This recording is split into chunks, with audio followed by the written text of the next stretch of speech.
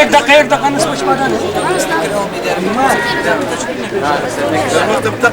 عموشتان دستان دليني بكرم سيلو مستمرات راشش صبر والله يعمل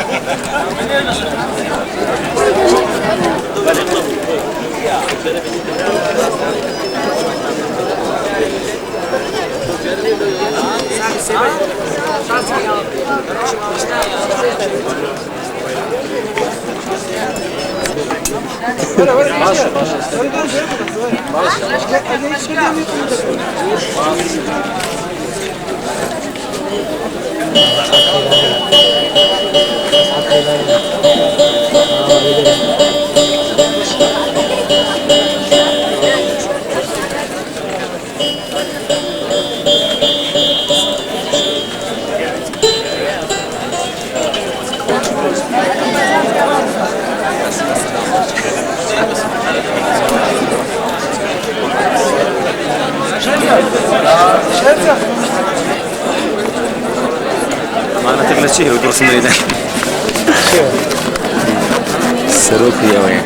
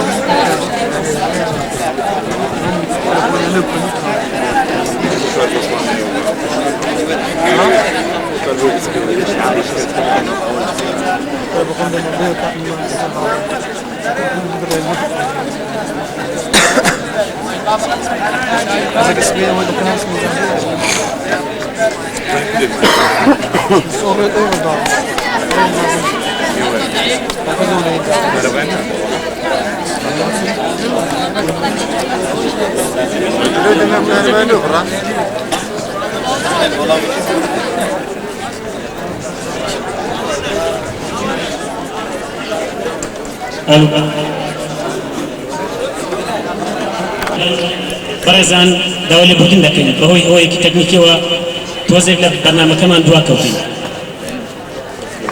سرتا بناوي ناوندي چالاكي بيگاندني كي هولير ناوندي بالاي هولير بخيراتني كي گرمتان دكين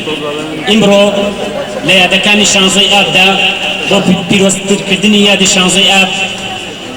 يادي دا مزاندني بارتي ديمقراطيك كردستان ناوندي چالاكي بيگاندني كي هولير لجر چاوداري برس تاير عبد الله ياري داري بارزگاي هولير هلدا سيبد دا بشكردني بروانامه بسر لاواني بجداد بو لخلكاني كمبيوتر وموسيقى ودورمان وزمانكاني انجليزي وعربي حلم ياددا تن آهنگك و گورانيك ليرا ساز دكرت سرتا لقر سلودي اي رقيب حسن سرتي بدقيق راوستان بورز لنا لجاني باكي شيدان وسروري شيدان باوكي روحي نتوي كرد بارزاني نمر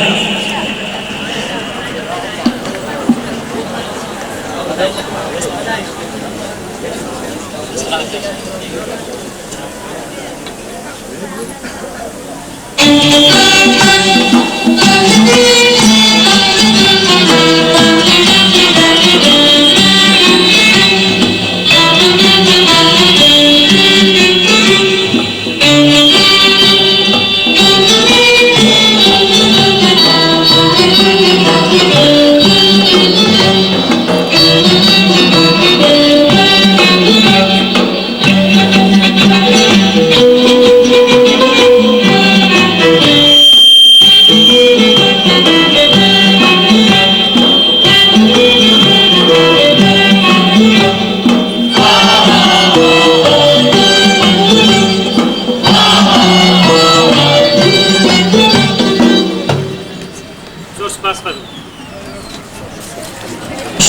سرودێک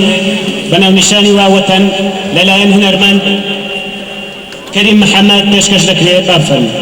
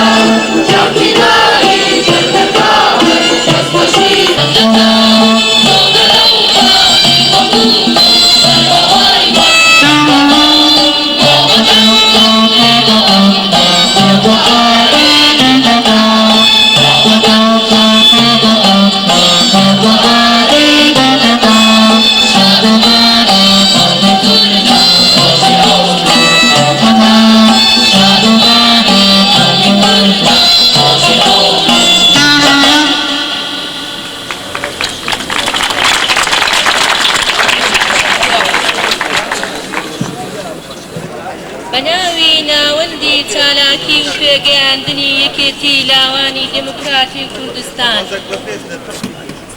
بە چەند وشەیەکی درەوشاوە بە چریکەیەکی گوڵێکی ڕەنگاوڕەنگ بەرزترین چیاکانی کوردستان زاکرۆس و هەڵگورد بە چریکە چریکی بولبولەکانی دارستان کە دەفرن لەو چڵ بۆ ئەو چڵ هەڵگری پەیامی شازدەی ئابە بارزانی بارزانی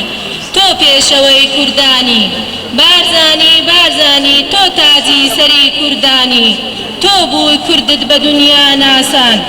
تۆ بووی پەیامی ئاشتیت هێنایە دی بارزانی بارزانی پێشەوەی کوردانی. ئێستاش داوا لە کاک نەجات سکرتێری یەکێتیەکەمان دەکەین بۆ خوێندنەوەی پەیامی.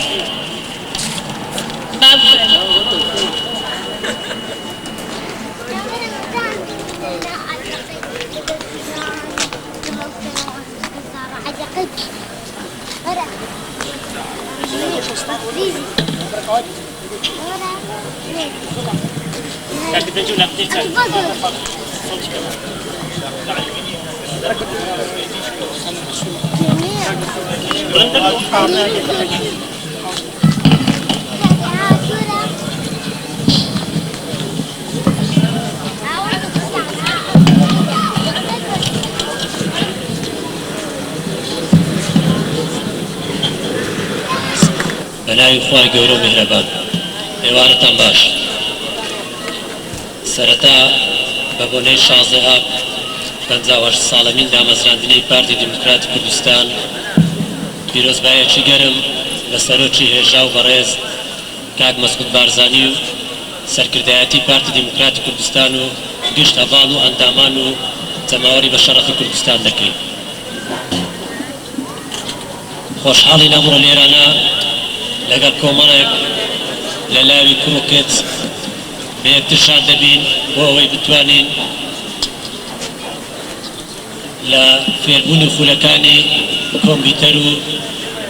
زمانەکانی ئینگلیزی و فێربوونی ئامێرەکانی مۆسیقا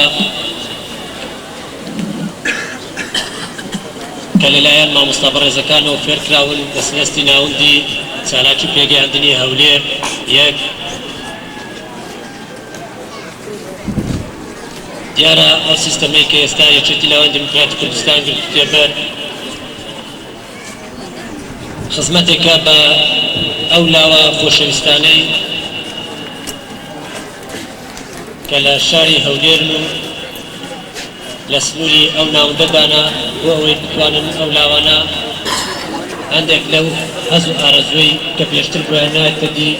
لەسەر دەستی یەکێتەکەمان بۆیان بێتە دی دیارە دەرچوونی ئەم پولەش هاوکاتە لەگەڵ پەنجاوەر ساڵەمی دامەزراندنی پارتی دیموکراتی کوردستان کە ئەمەیان خۆی لە خۆیدا لە تووشی دەردەگرنەوە یەکەمیان کە پارتی دیموکراتی کوردستان وەکو پارتێکی دایک پەنجاوەر ساڵە خزمەتە یەک لە دوایەکەکەیە بۆ نەتەوەی کورد و بۆ کێشەی سیاسی کورد خزمەت دەکا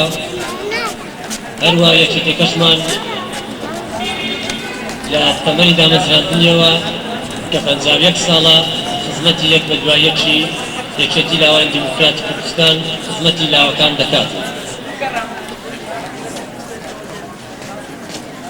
دیارە ئەو سیستەمەی کە ئێستا یەکێتەکەمان گردیتیە بەر لەلایەن لاوانی خۆشەویستەوە